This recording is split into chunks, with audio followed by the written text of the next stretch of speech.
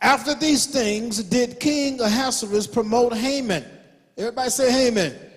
Haman, the son of Hammedatha, the Agagite, and advanced him and set his seat above all the princes that were with him.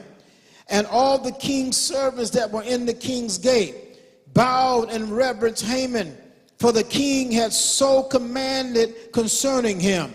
But Mordecai bowed not, nor did him reverence. Now here we go. We're getting ready to start having issues now, because Mordecai, being of the original Jewish people, had his own deity that he worshiped.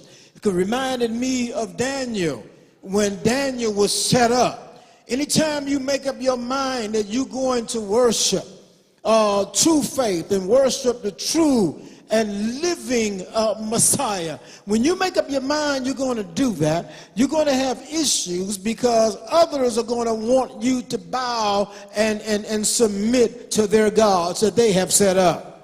And so Daniel was in the same boat. Of course, they knew Daniel always went and prayed at a certain time, and he opened up his window. And when it was time to pray again, because there was another setup with Daniel, that no one would pray, no one would give reverence to anybody but the king. Here we go again, getting into worshiping of men.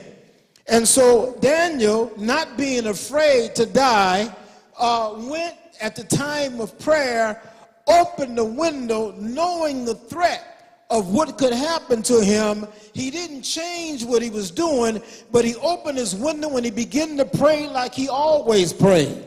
And of course, you know, they put him in the lion's den for that, and nothing happened to him because he was in the hands of the Most High. Are y'all still there?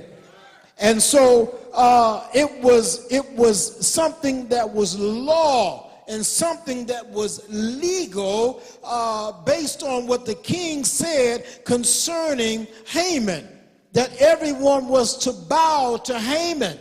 And so it was law, it was legal, but that doesn't make it right. Are y'all there? It was legal and it was law, but that does not make it right. We're living in a day and a time now where we don't need to run out the door and start breaking laws and just doing whatever we want to do. But we have to recognize that there are laws that man have made in an effort to keep us from doing that which is right. That which is right, not so much what is law and legal, but that which is right. And so things have been set. They say, they tell us that the laws have changed, and now it's all right for men and women, boys and girls to use the same restrooms in school. It's law, but it ain't right. Are y'all there? And so there's a lot of laws that are out there, but they're not necessarily right.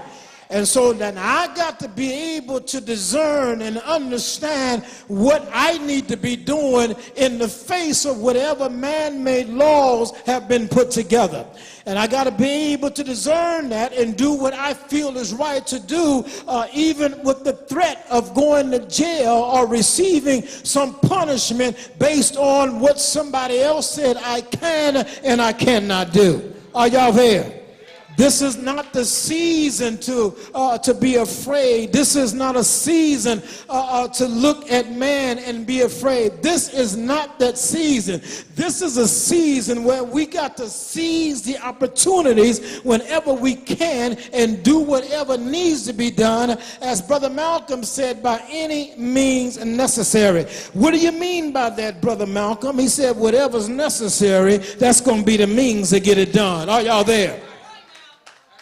So it's by any means necessary. So what are you going to do? Now, well, you know, people have to make up their mind what's necessary for them. And whatever you deem being necessary, this is the thing that's going to have to be carried out. Now, we've already talked about the fact that we know we can't pick up no guns and go out and try to make things happen like that. We would be foolish because we don't have the army or the military might to be able to be in that kind of confrontation. But I will say again, whatever is necessary, that is what we got to deem as being right. And whatever we got to do, we have to know that it must be done, and we cannot be held back because of laws that other people have put in place to keep us from doing what's needed and necessary. You know the law that they had in Ohio about being able to carry guns openly.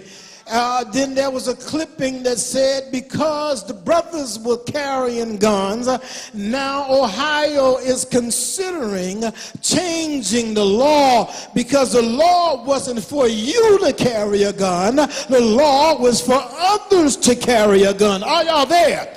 And you got to realize, and that's why one of the reasons why, I vote, because our ancestors went through so many problems and lost their lives, and many things happened over the voting right and the voting issue.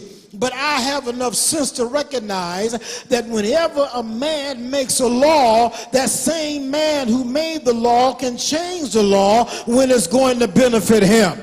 And so, yeah, the Second Amendment, I believe it is to bear arms. But that wasn't written for you. It was written for other people. So that's why they had issues with the Black Panther Party, because they said we can bear arms. And so the brothers were standing not to kill anybody, but to protect their neighborhoods from those that would come in to do harm to them. But they didn't like seeing those brothers walking around with shotguns and protecting their neighborhood and feeding the hungry. A lot of people don't know what those brothers was all about. They were feeding the neighborhood. They were taking care of the neighborhood. They were protecting the neighborhood. They had their own security, and they were doing their job for the people in the neighborhood. And they didn't like that because they know if you start shooting at us, we got the capabilities of shooting back. And so they didn't want nobody shooting back at them, so they made sure that they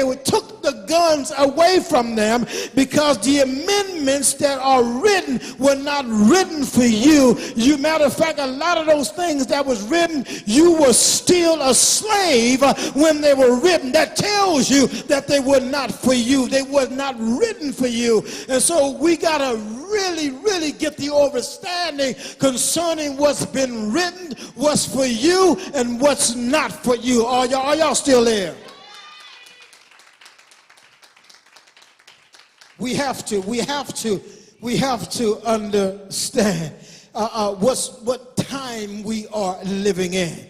And so again, Mordecai didn't bow. And then we look at verse chapter number 4, and we see some more strategy going on here. And the strategy here is back again to this season of strategy. Say strategy with me.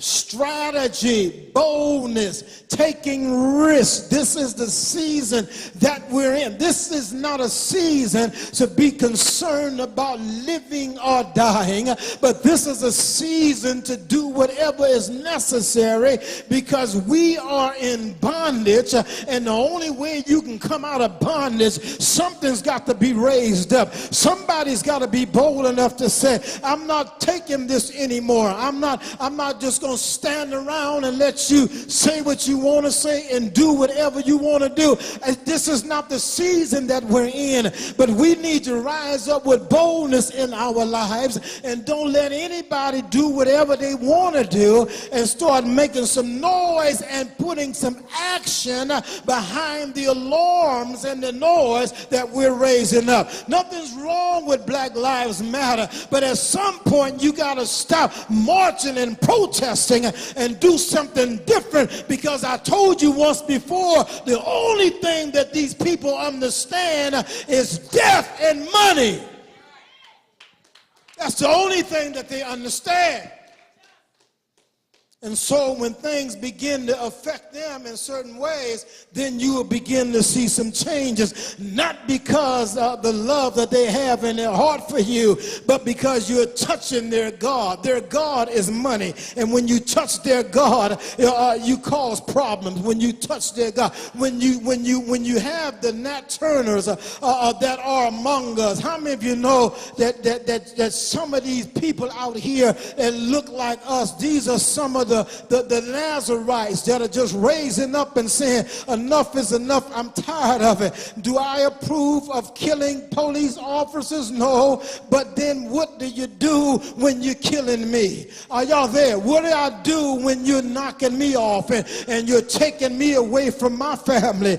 You're taking me away from my wife and taking me away from my children. And so everybody want us to repent and everybody want us to forgive. And I told you once before, you only forgive people after they have repented and asked for repentance. You don't run around here talking about, I forgive you, after you done slaughtered one of my family members, and I stand on national TV talking about, I forgive you. No, I don't forgive you. As a matter of fact, hell no, I don't forgive you for killing one of my family members and thinking that I'm just supposed to take it and let you do whatever you want to do to my family. We got to get to the point and place of doing more than protesting, but letting them know that this is a different day for us. This is a different day, and we're not going to take this mess that you've been dishing out any longer. Are y'all there? That's not how this works. It's not how it works, but this is how we've been pacified.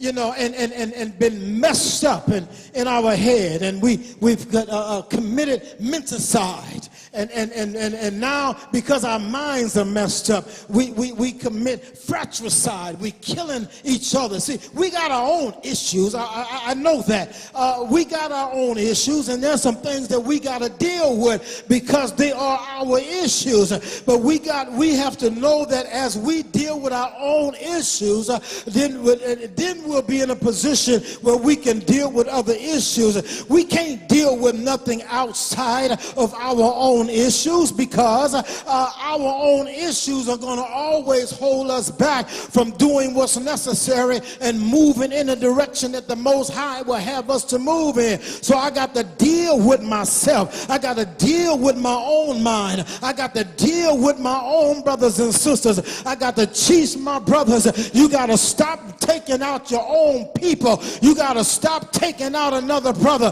What's wrong with you? I tell you what's wrong with us. We've been taught to hate ourselves, and so we deal with self-hatred. And so when I kill Brother Albert, it's like killing myself. I'm too afraid to commit suicide, but I don't have a problem with fratricide. I'll kill my brother because every time I kill one of my brothers, it's like I'm killing a part of myself because I hate myself. And so we've been dealing with self-hatred and all the things that have caused us these problems over the years.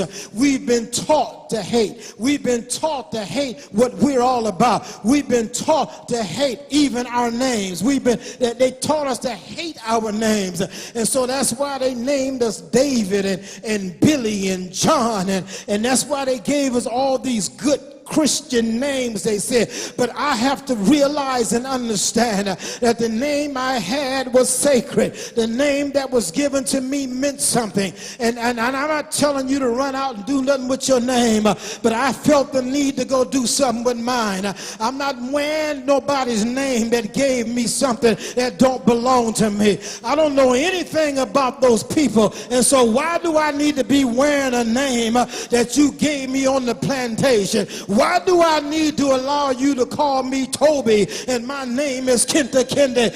Why do I need to allow that to happen in my life? I've got to recognize who I am and take back my identity, because I know that I was raised up for such a time as this. You were raised up for such a time as this to make a difference in the world and make a difference among your own, make a difference among the the people that look like you. We got to stop being passive. We got to stop just walking in one peace. There is not ever going to be any peace until you raise up and take your peace. That's why Yeshua said that the kingdom of heaven suffereth violence, but the violent take it by force.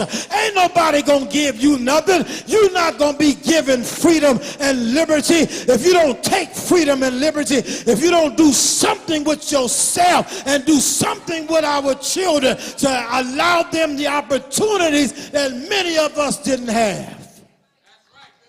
You gotta take it and not be afraid to die.